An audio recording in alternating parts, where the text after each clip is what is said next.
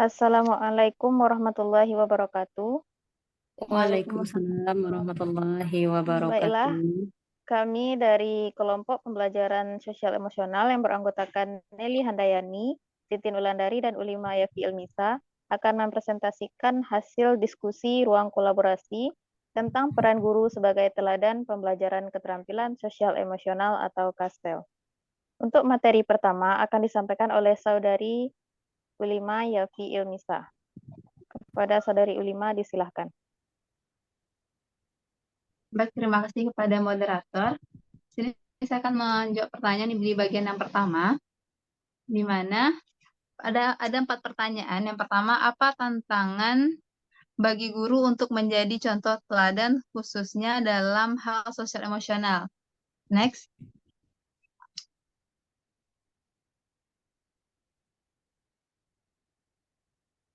Jadi adapun tantangan bagi guru untuk menjadi contoh atau teladan khususnya dalam hal sosial dan emosional. Yang pertama tentunya guru harus mampu mengontrol emosinya dalam keadaan apapun. Seperti yang kita sama-sama ketahui, emosi tersebut kan merupakan bagian yang tentunya tak terpisahkan di dalam diri kita. Namun tak jarang dalam keseharian kita tuh sulit mengontrol emosi yang baik ataupun emosi yang buruk. Jadi sebagai seorang guru, jadi kita tuh harus mampu mengontrol emosi kita, baik amarah yang meledak-ledak ataupun ekspresi kegembiraan yang terlalu berlebihan, karena tentunya kita akan dinilai, akan dicontoh, dan akan diamati oleh peserta didik. Kemudian, guru harus paham apa yang dirasakan peserta didik pada saat pembelajaran, misalnya ada yang mengantuk, jenuh, dan lain-lain.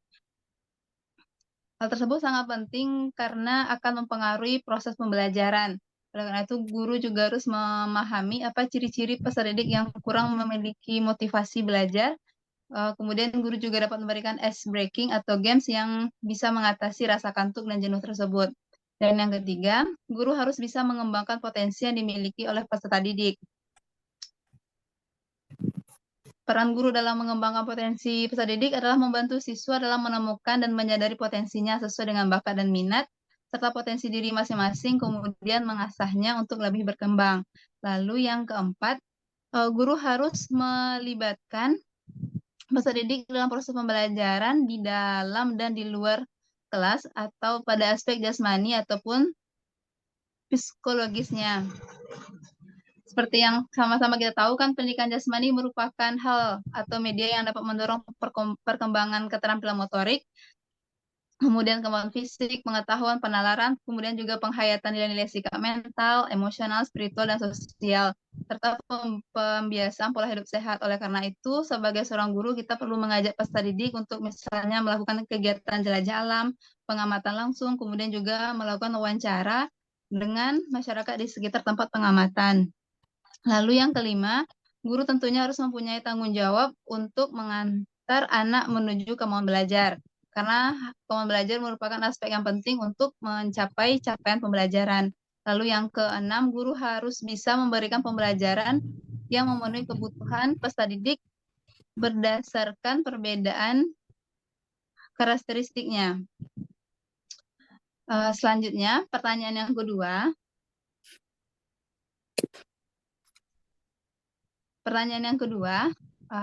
Selanjutnya, moderator. Kasus yang ada berkaitan dengan hal di atas berdasarkan pada pengalaman Anda mengamati proses belajar yang pernah diikuti. Adapun kasus yang pertama yaitu terkadang guru tidak dapat menahan emosinya jika ada masalah luar sehingga terbawa pada saat pembelajaran. Itu bisa kita temui. Mungkin ada rekan-rekan yang lain juga yang merasakan tiba-tiba kenapa gurunya tiba-tiba marah padahal kita merasa kita tidak berbuat salah. Kemudian guru mengalami kesulitan dalam mengelola dan mengendalikan kelas. Entah itu karena suara guru yang terlalu kecil atau kemampuan guru dalam mengatur atau membuat kesepakatan dalam kelas. Kemudian yang ketiga, guru mengalami kesulitan dalam mengembangkan potensi yang dimiliki oleh peserta didik. Nah, ini biasanya karena tidak mengenal potensi tersebut dan juga tidak memiliki kemampuan untuk mengembangkannya. Kemudian pembelajaran yang berpusat pada teacher center.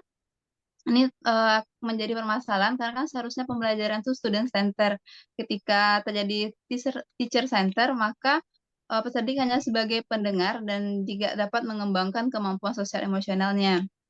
Kemudian yang kelima, guru hanya mengejar target kurikulum dan tidak mempedulikan makna pembelajaran untuk peserta didik. Nah, pembelajaran bermakna tersebut kan sangat penting bagi kehidupan nyata peserta didik, khususnya di lingkungan sosialnya. Kemudian, guru memberikan pembelajaran yang tidak berdasarkan pada karakteristik peserta didik. Pertanyaan selanjutnya, pertanyaan yang ketiga, yaitu bagaimana sekolah bisa mendukung pembelajaran sosial emosional, lalu apa tantangannya bagi sekolah. Nah, berdasarkan hasil diskusi kami, hal yang pertama yaitu lingkungan sekolah harus mampu memberikan kenyamanan terhadap peserta didik, sehingga peserta didik dapat menerima, memahami, serta mengimplementasikan nilai-nilai yang mereka dapatkan. Nah, hal tersebut bisa dengan kondisi bebas bullying, kemudian juga bebas diskriminasi. Entah itu diskriminasi si kaya dengan si miskin atau si pintar dengan si bodoh. Kemudian yang kedua, sekolah menyediakan sarana dan prasarana yang mendukung pembelajaran sosial emosional. Nah, di sini misalnya di kegiatan ekstrakurikuler, dalam kegiatan pramuka, PMR, OSIS, nah itu kan harus tersedianya sarana seperti ruangan dan juga perlengkapan pendukung lainnya. Lalu yang ketiga, sekolah meningkatkan keterampilan guru dalam mengimplementasikan sosial emosional. Nah, hal tersebut bisa dilakukan dengan pelatihan, kemudian seminar ataupun studi banding, agar guru-guru tersebut dapat mengetahui dan terbiasa dalam mengimplementasikan kompetensi sosial dan emosional. Lalu yang keempat, sekolah menyelenggarakan kegiatan untuk peserta didik yang dapat meningkatkan sosial emosional peserta didik. Nah, adapun seperti ekstrakurikuler, kemudian kegiatan sosial, seperti pada bulan Ramadan kemarin itu kan ada kegiatan berbagi paket berbuka puasa, kemudian ada mengajak membesuk atau melayat bersama jika ada anggota sekolah yang sakit, kemudian juga jika ada bencana alam, sekolah juga berperan dalam memberikan bantuan kepada korban bencana tersebut. Kemudian pertanyaan yang keempat, yaitu apa karakteristik peserta didik yang bisa mempengaruhi penerapan pembelajaran sosial emosional, kemudian jelaskan, dan bagaimana menghadapi kendala tersebut. Nah, karakteristik peserta didik bisa mempengaruhi pembelajaran sosial emosional. Kemudian cara yang pertama yaitu melakukan asesmen diagnostik yang berguna untuk mengenali profil karakteristik peserta didik terutama pada aspek sosial emosional. Kemudian cara yang kedua yaitu melakukan observasi aktivitas peserta didik dalam melaksanakan proses pembelajaran, diskusi, cara berpendapat, ekspresi, perilaku, guna melihat perkembangan sosial emosionalnya. Lalu cara yang ketiga yaitu melakukan refleksi bersama melalui refleksi diri dan refleksi antar teman terkait proses pembelajaran yang telah dicapai. Nah, ketiga hal tersebut merupakan hal yang saling berkesinambungan di mana tahap refleksi tentunya akan mempengaruhi ke rencana pembelajaran selanjutnya. Baik, demikian penjelasan dari saya. Saya kembalikan lagi kepada moderator. Baiklah, terima kasih kita ucapkan kepada Saudari Ulima. Untuk materi selanjutnya akan dipresentasikan oleh Saudari Nelly Handayani. Kepada Saudari disilahkan. Oke, baik. Terima kasih atas waktunya, moderator. Baiklah, saya akan melanjutkan presentasi yang kedua, itu mengenai pertanyaan bagian 2. Apa yang bisa Anda pelajari dari film tersebut dan hubungannya dengan guru yang menjadi agen perubahan. Nah, di sini di bagian 2 itu membahas mengenai film Laskar Pelangi, di mana film Laskar Pelangi ini, next slide. Oke. Nah, sedikit ulasan mengenai Laskar Pelangi ini. Nah, film Laskar Pelangi ini merupakan salah satu film yang memotivasi kita ya, menjadi salah satu film yang inspiratif, di mana ini menceritakan ini menceritakan tentang anak-anak yang tinggal di desa yang dengan latar belakang miskin, di mana mereka bersekolah di SD Muhammadiyah namanya, dan jumlah anggotanya jumlah peserta didiknya itu hanya 9 orang. Kemudian pada seiring berjalannya waktu, ketika sekolah itu mau ditutup, datanglah murid baru, tapi dengan memiliki keterbelakangan mental sehingga mencukupkan siswanya itu 10, jadi nggak jadi ditutup. Nah, sekilas mengenai Laskar Pelangi. Nah, apa yang bisa kita pelajari dari film ini yang berhubungan dengan guru sebagai agen perubahan. Yang pertama itu poinnya, itu kita menjadi seorang guru tidak pantang menyerah dan memiliki daya juang dalam memperjuangkan pendidikan walau banyak keterbelakangan. Nah, di sini ini ada bagian yang pertama, ada seorang wanita. Nah, di sini ini perannya sebagai ibu mus.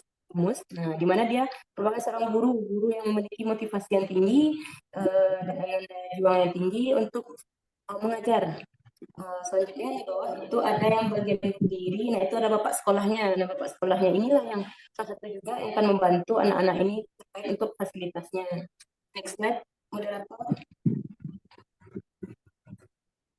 Nah, kemudian hal yang bisa kita pelajari selain yang pertama tadi, itu yang kedua, guru memiliki caring relationship, di mana caring relationship ini adalah suatu kepedulian kita terhadap apa yang ada di lingkungan sekitar. Nah, seperti yang kita tahu, latar belakang film Laskar Pelangi ini merupakan anak-anak yang memiliki latar belakang keluarga yang miskin, bahkan dengan latar belakang yang miskin, tapi mereka masih memiliki daya juang serta daya motivasi yang tinggi untuk mengajar. Jadi di sini kita sebagai guru itu perlu adanya suatu perasaan peduli, baik itu terhadap lingkungan sekitar maupun apa yang ada di lingkungan kita. Lanjut.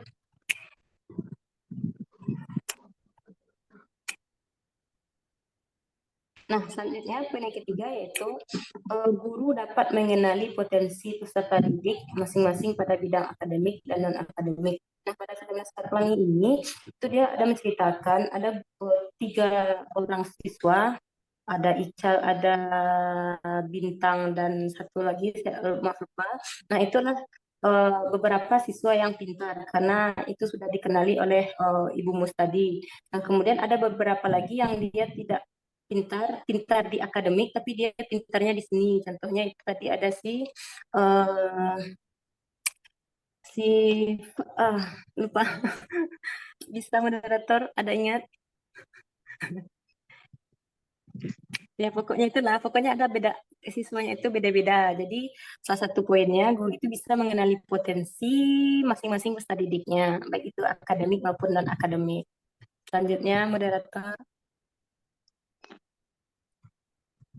Nah, ini merupakan tabel rangkuman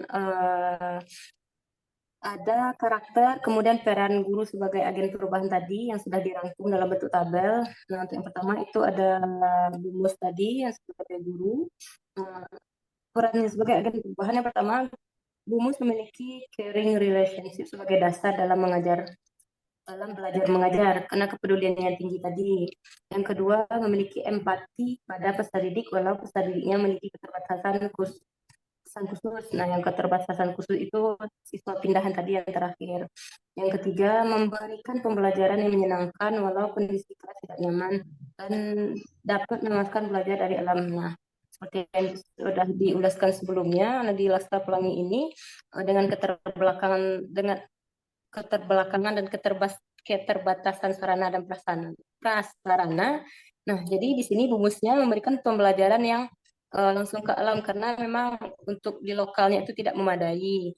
Yang keempat itu ada memberikan motivasi kepada peserta didik. Nah, itu. Yang kedua untuk Pak Harfan sebagai kepala sekolah. Yang pertama, memaksimalkan fasilitas yang ada supaya peserta didiknya nyaman dalam belajar. Selanjutnya, mantap dalam mengajar dan mendidik, yaitu melalui pendekatan moral dan akhlak.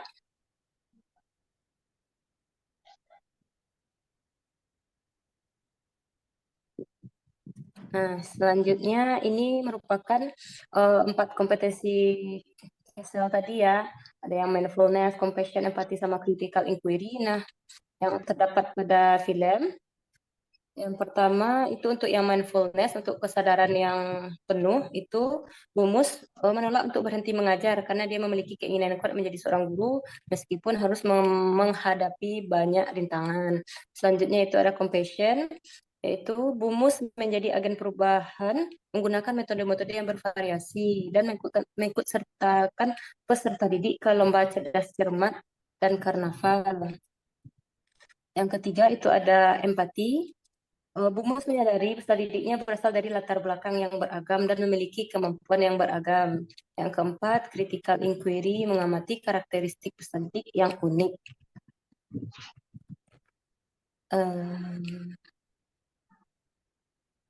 Oke, itu saja yang bisa disampaikan. Saya kembalikan kepada moderator.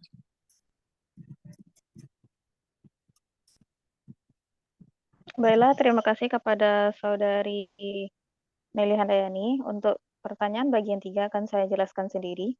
Itu apa yang Anda pelajari dari kejadian atau film tersebut dan apa hubungannya dengan pembelajaran sosial emosional. Nah, jadi di sini ada 2 film. Yang pertama berjudul Dead Poets Society dan yang kedua itu adalah Sekolah Rimba.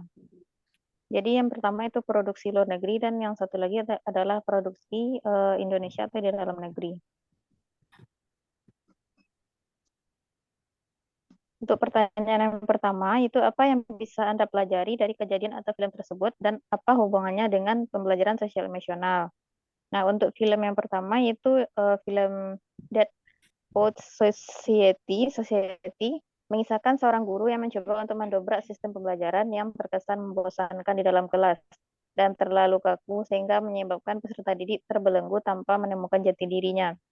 Jadi ini berdasarkan kepada peraturan sekolah yang sangat kaku dan tidak membiarkan peserta didik untuk berkembang sesuai dengan minat dan bakatnya.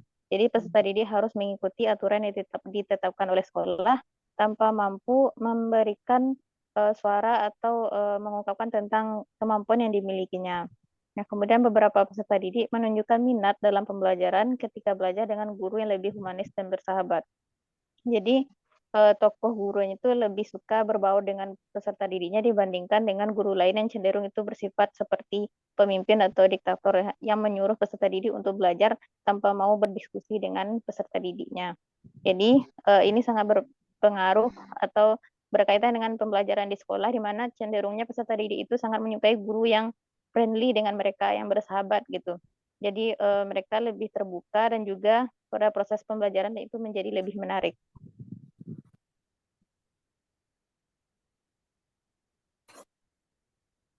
Selanjutnya adalah memberikan gambaran kepada semua orang bahwa pendidikan merupakan jembatan untuk menuntun anak menemukan jati diri dan potensi yang ada pada dirinya. Nah, berdasarkan dengan pendapat Ki Hajar Dewantara di mana pendidikan tersebut adalah pendidikan yang memerdekakan, yaitu pendidikan yang memberikan hak kepada anaknya untuk mampu berkembang sesuai dengan kemampuannya, sesuai dengan kodrat zaman dan juga kodrat alamnya. Nah, jadi seorang guru harus mampu menuntun seorang peserta didik supaya bisa mengembangkan kemampuan tersebut, tidak memaksanya untuk menggunakan atau mencapai kemampuan yang tidak ada pada dirinya. Gitu. Kemudian pendidikan itu bukan tempat untuk memaksa peserta didik menjadi orang cerdas, tapi bagaimana pendidikan dapat membantu peserta didik untuk berkembang sesuai dengan kodratnya. Bagaimana peserta didik mampu menjalani kehidupannya yang memerdekakan, yang tidak bergantung kepada orang lain, tapi dia mampu mengusahakan sendiri bagaimana kehidupannya.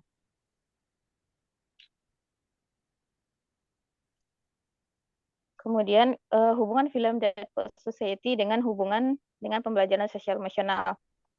Pesan moral yang kita dapatkan dari film ini adalah perkembangan anak dalam mengenali jati dirinya untuk dapat berhasil sesuai dengan minat yang dimilikinya. Nah, dalam hal ini yang berkaitan dengan perkembangan anak tersebut adalah perkembangan sosial emosional, di mana perkembangan sosial emosional atau SEL ini merupakan atau KSE ini merupakan perkembangan kemampuan seorang anak untuk memahami, mengelola, dan mengekspresikan aspek sosial dan emosional kehidupan dirinya. Sehingga dirinya itu atau seorang anak itu mampu meraih keberhasilan, membangun interaksi dengan orang sekitarnya dan beradaptasi dengan tuntutan zaman. Jadi anak yang mampu mengendalikan emosinya itu cenderung lebih terarah dalam menjalankan kehidupannya dibandingkan yang suka mengungkapkan emosi secara meledak-ledak gitu.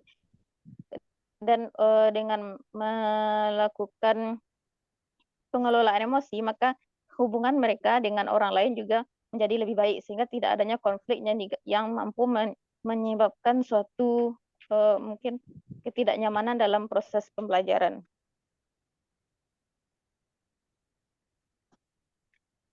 selanjutnya itu guru sebagai agen perubahan memiliki 4 kompetensi sosial atau 4 kompetensi sosial emosional. Yang pertama yaitu mindfulness, di mana terjadi mindfulness ini dapat kita lihat pada film Dead Society. Itu John Keating selalu menanamkan istilah seize the day, dan dalam pembelajarannya itu lakukan apa yang ingin kamu lakukan, bahwa kota tumbuh berkembang dan belajar adalah untuk bahwa kita tumbuh berkembang untuk dan belajar untuk dapat menjalani kehidupan sesuai dengan apa yang kita inginkan. Nah, kemudian langkah ini dapat melatih dalam mengambil keputusan yang bertanggung jawab. Kemudian yang kedua, compassion. Itu cara John Keating dilakukan dengan meminta peserta didik untuk merobek buku pembelajarannya dan menaiki meja agar peserta didik peka terhadap perasaan mereka yang mereka miliki dan merefleksikan apa tujuan mereka dengan belajar. Langkah ini dapat melatih pengelolaan diri peserta didik. Yang ketiga itu empati. John Keating mengajar berbeda dengan guru lain yang ada di sekolah tersebut, itu dengan cara melanggar peraturan sekolah, tetapi dilakukan untuk meningkatkan minat dan motivasi peserta didik dalam belajar. Langkah ini dapat melatih kesadaran diri dan kesadaran peserta didik. Jadi ini istilahnya melakukan sesuatu yang baru begitu. Karena peserta didik yang terlalu bosan dengan sistem yang monoton, maka untuk menarik perhatian mereka itu kita perlu melakukan sesuatu hal yang baru yang belum pernah mereka temukan. Itu bisa dengan menerapkan peraturan yang berbeda, cara yang berbeda, atau model dan metode pembelajaran yang berbeda. Kemudian yang keempat, critical inquiry. Itu jadi meminta peserta didik untuk berkeliling dan melihat profil lulusan sekolah. Ini sebagai salah satu metode dalam pembelajarannya untuk melatih cara berpikir peserta didik dalam memperoleh informasi. Kemudian langkah ini melatih kemampuan peserta didik dalam membangun relasi baik antar sesama peserta didik maupun antar peserta didik dengan guru. Nah, kemudian yang selanjutnya, film yang kedua adalah Sekolah Rimba. Jadi apa yang bisa Anda pelajari dari kejadian atau film tersebut dan apa hubungannya dengan pembelajaran sosial emosional. Nah, jadi Sekolah Rimba ini adalah menceritakan tentang semangat juang orang suku pedalaman untuk memperoleh kemampuan literasi, numerasi, dan menulis. Jadi nama gurunya itu Butet Manurung. Jadi dia dikirimkan ke daerah pedalaman di daerah Jambi. Di sana dia bertemu dengan anak dari suku pedalaman. Nah, jadi sebenarnya suku tersebut memiliki wilayah di sana, tapi karena mereka tidak mampu membaca, tidak mampu menulis dan berhitung, sehingga orang dari luar itu sangat sering untuk menipu daya, memberikan tipu daya kepada mereka, sehingga daerah mereka menjadi berkurang. Jadi orang-orang seperti perusahaan sawit dan segala macam itu sering memberikan mereka surat untuk ditandatangani tentang pemberian wilayah, sementara mereka tidak tahu tentang surat apa itu, kemudian hanya menandatanganinya langsung. Nah, setelah datangnya guru ini, maka anak tadi sangat bersemangat untuk belajar menulis dan membaca supaya dia mampu menyelamatkan daerahnya, menyelamatkan wilayah untuk sukunya. Nah, jadi yang dipelajari pada film ini itu menyediakan pendidikan literasi dasar, yaitu menulis, membaca, dan berhitung. Kemudian mempelajari hukum agar terhindar dari penipuan. Yang ketiga, mengajarkan masyarakat secara kontekstual yang berguna untuk mengembangkan daerah.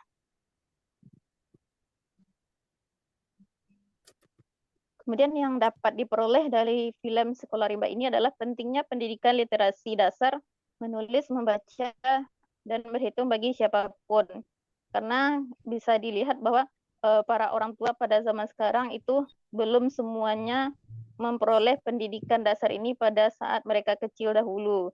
Jadi kalau misalkan kita menemukan orang tua yang belum bisa baca listung, membaca, menulis, dan berhitung, alangkah baiknya kita juga mampu memberikan sedikit bantuan kepada mereka.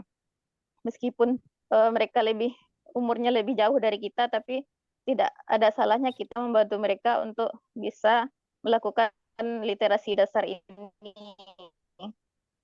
Nah, kemudian yang kedua, menjadi guru adalah panggilan jiwa.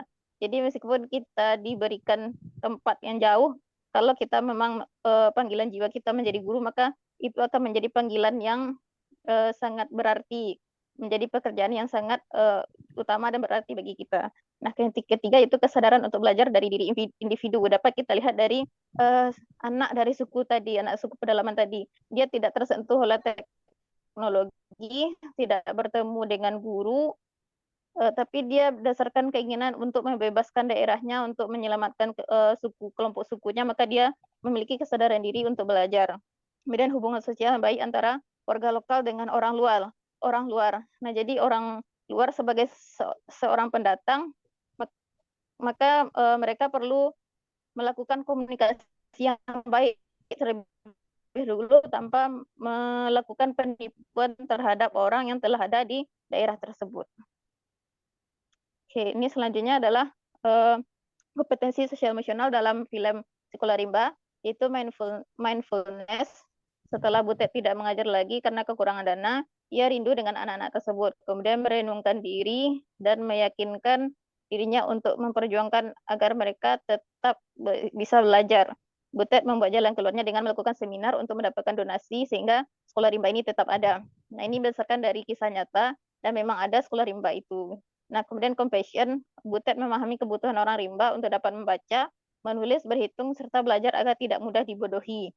Dan kemudian karena ada kelompok orang yang ingin memanfaatkan tempat tersebut untuk kepentingan pribadi. Kemudian empati, Butet peduli terhadap anak rimba dari bagian hulu yang hanya melihat dari kejauhan. Kemudian Butet mengajak untuk mengikuti sekolah rimba yang dari bagian hilir.